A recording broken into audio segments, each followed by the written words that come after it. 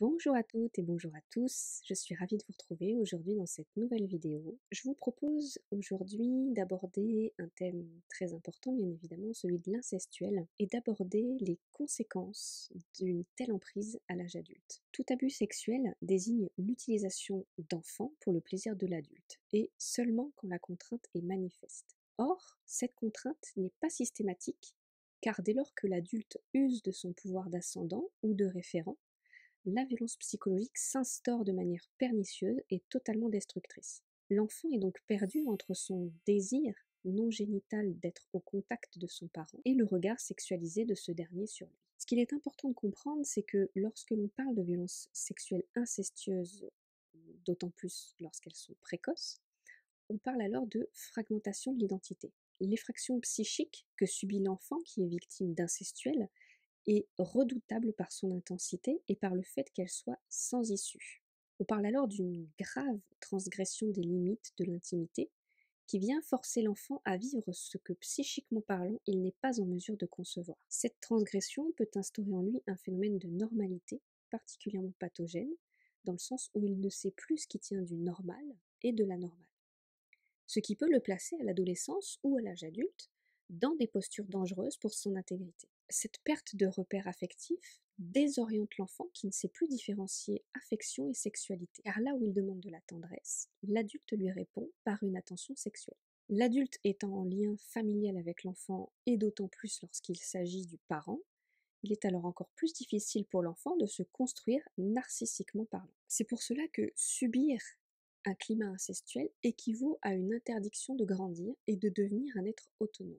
L'intention qui y est placée est gravement aliénante, et elle mène parfois même jusqu'à ce phénomène qui a été notamment mis en lumière par la psychiatre Muriel Salmona, ce phénomène de colonisation par l'agresseur, qui est hautement problématique dans la construction de l'individu, dans sa propre identité, dans son estime de soi, de ses valeurs, également dans l'élaboration des relations avec les autres. Ce qu'il est aussi important de comprendre, c'est que ce qui détruit d'autant plus de l'intérieur, c'est le lien affectif à l'agresseur, que ce soit un homme ou une femme.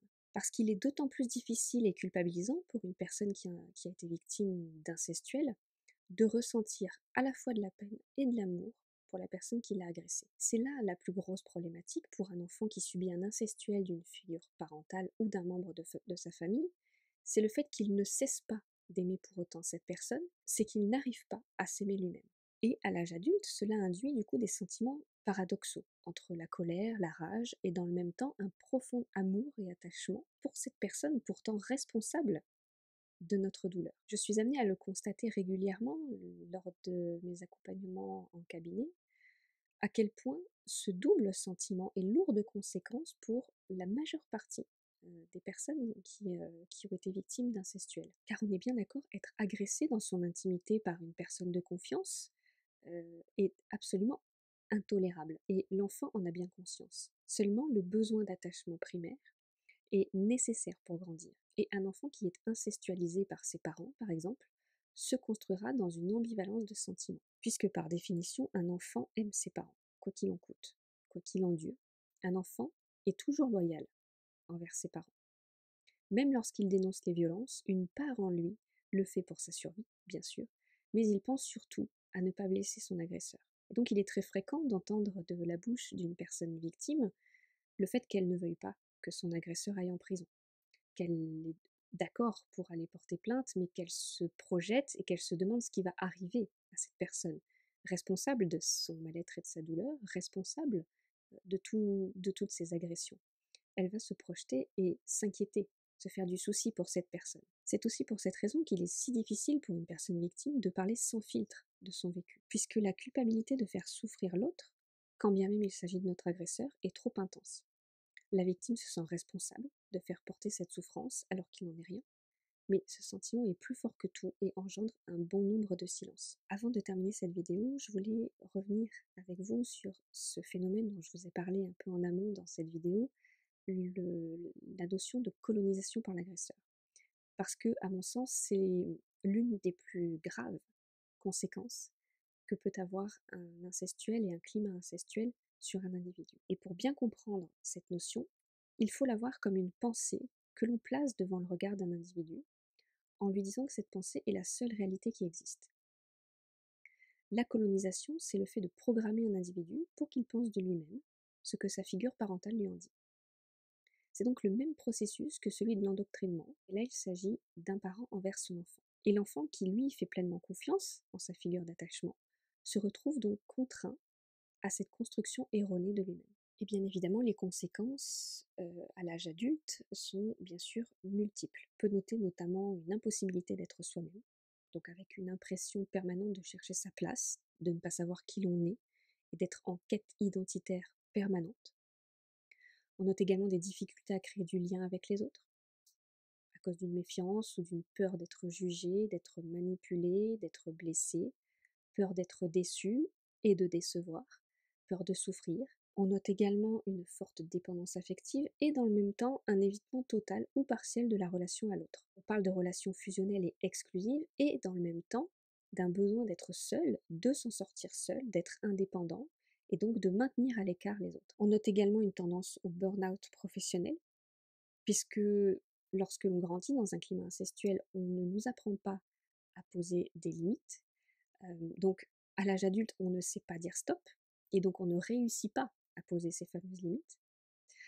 Et on est également dans ce qu'on peut appeler un investissement extrême dans le domaine professionnel pour exister. On note également une suradaptabilité à l'autre, pour faire plaisir, pour être comme tout le monde et normal, et puis pour dissimuler son mal-être aussi. Parmi les conséquences, on note également un repli sur soi, avec un sentiment de solitude et de vide intérieur, de la dévalorisation et dans le même temps un besoin de validation extérieure. De même, on note une impossibilité de se connecter à ses émotions, donc ne pas arriver à les exprimer, ne pas s'autoriser à les ressentir, ces émotions, et donc avoir une tendance à se dissocier sans même s'en rendre compte. Et puis également des difficultés à maintenir une vie épanouissante, avec une quasi-inaccessibilité à la joie, au plaisir, à l'amour et à l'amitié sans condition, avec un terrible besoin d'accéder à tout ça, et dans le même temps une terrible peur et une terrible torpeur d'y accéder. Ces ambivalences de sentiments, elles sont absolument terribles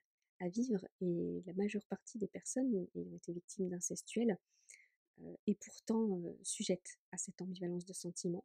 Et donc c'est d'autant plus important d'être solidement accompagné dans une thérapie qui permette justement de comprendre cette ambivalence et surtout de ne plus être en lutte face à elle. Vous l'aurez compris, l'emprise de l'incestuel, c'est un phénomène profondément ancré dans le modèle d'éducation et dans le lien d'attachement totalement désorganisé qu'un tel modèle familial perpétue. Et donc il convient vraiment de prendre le temps de penser chacun de ces domaines de sa vie pour enfin comprendre d'où viennent tous ces blocages et enfin y remédier dans la douceur et dans la bienveillance de soi. Si tel est votre cas, comme d'habitude, je vous mets en bas de la vidéo et dans la description de la vidéo tous les moyens de me contacter pour prendre rendez-vous avec moi au sein du cabinet ou en ligne. Vous pouvez également vous rendre sur mon blog où je publie régulièrement des articles sur le sujet de l'incestuel, de l'inceste et des violences sexuelles pour pouvoir y recueillir certaines informations pouvant vous aider dans cette compréhension de vous-même. Et puis je vous donne aussi rendez-vous sur les réseaux sociaux, sur Instagram et Facebook notamment, sur mon compte C'est qui ta psy. Il me reste à vous dire à bientôt, ici ou ailleurs.